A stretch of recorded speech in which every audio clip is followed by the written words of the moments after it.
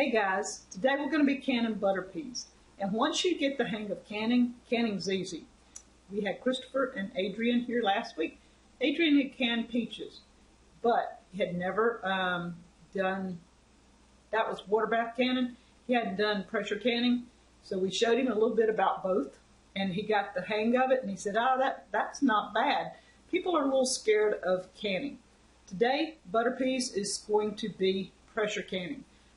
You only water bath your fruits and your tomatoes. Anything like that should be water bath. You could do any of your other vegetables, squash, peas, beans, English peas, corn, potatoes, sweet potatoes, all that is pressure canned. I have the frozen butter peas that we just simply shelled and put fresh in Ziplocs and put in the freezer until I had enough to do a canner. Okay? If my canner is not full of butter peas, I've got these plus the ones I picked today, which is almost this much. We will add squash because they both pressure at the same amount of time, 40 minutes for pints. So I'm going to be putting these in pint jars, and if I do not have enough for a pressure canner, I have a few squash. So we'll do butter peas and squash if needed. Okay, on my stove I have this first on the left, the boiling water, is to go in the jars. On the right, since my beans are frozen, I'm going to put them in the water long enough to take the chill off and to not really cook them, but less than 5 minutes to get them back to a room temperature before I put them in my jars. I have put my first bag of peas into the water. I'm going to monitor it for just a few minutes, and then I'm going to take them out, and I'm going to put them in a bowl to the side ready to put into jars. Then I'm going to add my other bag of frozen peas for a few minutes and take them out. While I'm doing that, I've turned my boiling water that I'm going to put in the jars down to a just keep it hot simmer. And I've got my jars in the back that are getting hot. My lids are getting hot. I don't have it on boil. I've only got it on to keep them warm. So everything is warm when it goes into the jars. Here you can see I have all my things ready. I have my salt, my jars, my lids, my rings, everything ready to put stuff in jars. We're going to use this right here. This is called the Kitchen-a-Majig by Echo. When I left my home several years ago, 7 years ago I believe, I didn't take a lot of stuff with me, mainly just a little bit of stuff that I might need. But this Kitchen-a-Majig was my favorite thing in the kitchen. I have hung on to it. I don't even know if they make them anymore, but I will look and see if there is. I will put a link in Amazon below. Kitchen-a-Majig, awesome tool. There's a lot of slotted spoons out there, but this has always been my go-to. If I'm frying, whatever, I love this tool. So here's the last bag, and we're going to add them to the water. And we're going to watch those for a couple of minutes.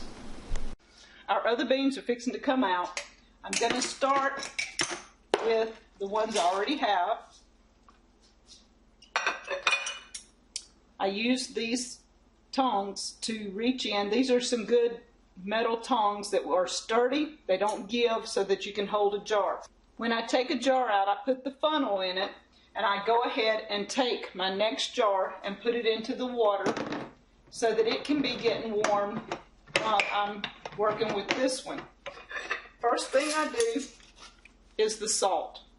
You want half a teaspoon of salt in a pint. If you're using quarts, it is a whole teaspoon of salt. That is the first thing I do. Then I put my warm beans, just scoop them in till you get it to the fill line, and shake them down. You want it to this ring right here if possible with your beans. Then you want to add your water. I keep this old Tupperware thing. It works really handy for getting water and putting it into the beans. Again, up to that fill line, and I'm almost there. And they make They make a thing like this, but it's made to get bubbles out of your jars. And you just kind of slosh it around till it's all kind of settled, and then you're ready. Okay? When you've got your beans, your salt, and your water in your jar, take the funnel out and set it to the side. Have a damp cloth that you can wipe the top just in case a grain of salt or water or something gets on top of it. You can use the damp cloth with water or vinegar. Lots of people love vinegar. That works perfect. This is a magnetic little thing. I'm going to put links below to a lot of these tools if I can find them into an Amazon link. This takes your lids out of the water. You don't have to use your fingers or a fork or whatever. It helps with lids. Then the rings also. You put those on finger tight. That's it. We're not going any further, and we're putting it in the canner. As you can see, I've swapped out the boiler that had the beans that I was hot packing, that I was blanching before packing into jars, and I've added my canner. In the canner, I have my peas that are in jars that are hot packed. I'm going to show you now how to raw pack the butter peas. Alright, these butter peas are raw. I just shelled these. They have just been done and they're ready to go in as raw packed. You do not heat them. You don't do anything but shell them, wash them, get the dirt out, and they're ready to go. Very simple, very, very simple method. Usually that is the way I would go. If you're doing fresh beans, that's the only way I'd go. I wouldn't do the other step. The only reason I did the hot pack was because my beans had been in the freezer and were cold. Again, take the jar out, put the funnel in, add the salt, and fill with dry beans or raw beans. The raw pack, fill with raw beans.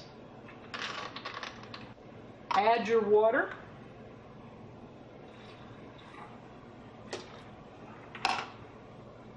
And debubble.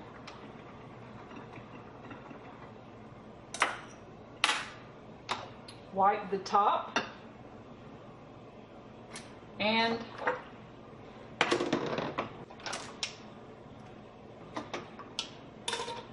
add your flat and your ring.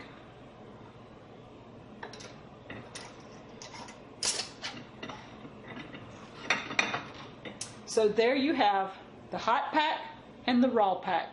The hot pack versus the raw pack. What's the difference? You can do it either way. The process is going to be the same. You're going to process the beans for 40 minutes at 10 pounds of pressure. There is no difference in the last steps of it. The only difference is if you want it steamed for 2 to 3 minutes before putting it in the jar versus doing the raw. The raw is easier, doesn't have that extra step. Not a big deal. So we're going to put all these in the canner, 40 minutes, 10 pounds of pressure. I have 5 pints of my butter peas in my canner. So that leaves me, I think, 3 spaces anyway that I know I can fill in my canner. And I'm going to do 3. I have enough squash to do at least 3 jars of squash. So the squash, I've got my water hot, I've got my squash cut up, it's in it. I've got my first jar, salt. We scoop the squash out, fill it to the rim, shake it down.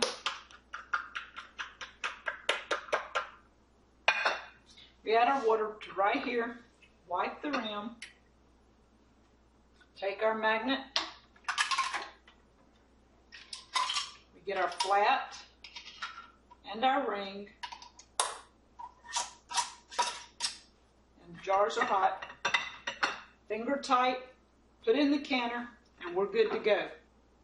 I have 5 butter peas, 2 squash. I didn't have as many squash as I thought, so 2 squash, 5 butter peas, 40 minutes, 10 pounds of pressure.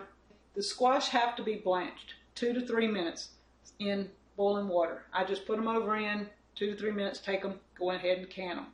Okay, some things do have to be hot packed. Some can be hot packed or raw packed. So check with your ball canning. I'll put a link in the description below for a ball canning book for all the ball canning supplies. Anything you might need, a pressure cooker, maybe a water bath canner, all that kind of stuff will be in the description below. On the canner, this one has an open and close and an arrow. That's very important. On this part of the canner, it has an arrow. These are going to match up in order to put the lid on the canner. In the canner, as you can see, I have 5 jars of butter peas, 2 jars of squash. The water that you put in the canner is according to your canner's instructions. My canner has lines, if you can see inside, and the bottom line is where we put it to with water, and then as you put your jars in, it brings it up. You do not want to go filling it up to here unless your canner instructs you to for whatever reason. But simply using with jars and pints and quarts, the bottom line is where we put it. Okay, to shut the lid, this arrow matches up with that arrow on. All right, if you get it right where that arrow and that arrow are together, the lid will sit down on it. Then you turn the handle till they are even. If I took that ring off, that's 5 pounds of pressure. Adding this one is 10 pounds, and the third ring that goes on there is 15 pounds. We only need 10 pounds of pressure here in Mississippi. So when this starts shooting steam out, we will add this in a few minutes. Okay, you saw this just popped up. The steam is coming out here. We're taking this and putting it on top. And when that little weight starts jiggling, we're going to turn the stove down. Right now it is on high. As you can see, the weight has started jiggling. It's 10:08. I think it was 10:03 or 4 somewhere, but you look back at the video at the time I put the weight on and the time that it started jiggling. Now it's starting to get a little bit up there, so I'm going to turn my stove. I'm going to turn my stove from high down a couple of notches.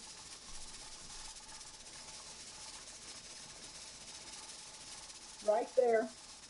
I'm going to leave it and see if the jiggle will stay about like it is. You do not want it jiggling a whole lot. Just a steady jiggle like it's doing. If it slows down too much, turn it back up a notch, or if it still stays jiggling way really fast, turn it on down. It's going to be according to your stove and things like that, how your stove works on what temperature you have to set it at. Time-wise, you ask how many minutes pass between one step to the other. That's something that I can't really tell you because your stove, everything will be different. I put hot jars with hot liquid into an already hot canner. My canner had hot water in it. It was already sitting on the stove on low. So everything was hot. It didn't take that many minutes to get it to this point. You see it's starting to slow down some. And I don't want it any more than this. I want it to stay at this speed. We'll check it again in a few more minutes. Okay, it's been 40 minutes. We're going to turn off the timer. We're going to turn off the pressure cooker.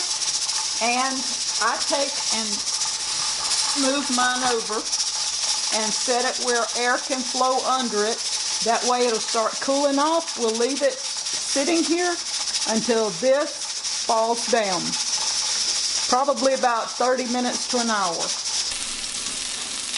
the little thing right here has went down, so that means your pressure is off of your pot. So you can safely remove this.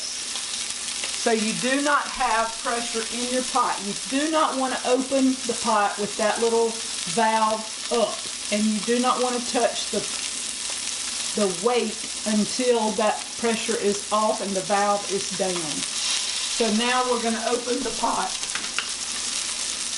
You twist both handles and get them where they're ready. This is lined up. The arrows are lined up here, so it's ready to come off. And always open the pot away from you like this. And hold the lid over the pot for any water to drain. That way the steam goes backwards and it doesn't go up in your face. And I flip it and put it to the side. These tongs are made to fit a regular mouth jar. You can buy them for wide mouth. And I always have pot holders so that when I take the jar out, I can have my hand under it and it won't burn my hand and water dripping. Okay, these fit around the top down to the rim like that. And you see my beans are really pretty, kind of reddish looking, pink looking beans. And we put them, Danny and I have a wooden part in the center of our cabinet, and we sit all our canned things on this. You don't want to sit them on ceramic. If you have a ceramic counter, put down a towel or something, but we have a wooden cutting board here, so that's where I put mine. And this is the squash.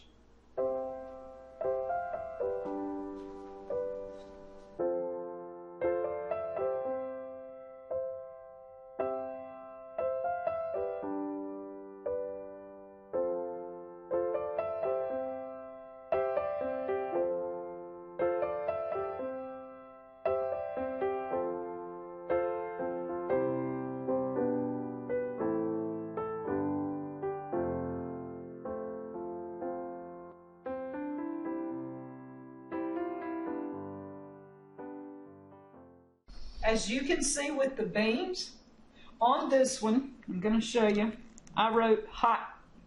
Can you see that? Hot packed. On this one was the raw packed. I wrote on top of it.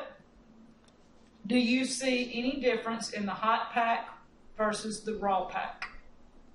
I don't. It just is another step in the process, so either way is fine. You're still going to come out with beans that are processed 40 minutes. Raw pack versus hot pack, it's just your preference, whether you want to steam them before you put them in the jar. Thank you from Deep South Homestead.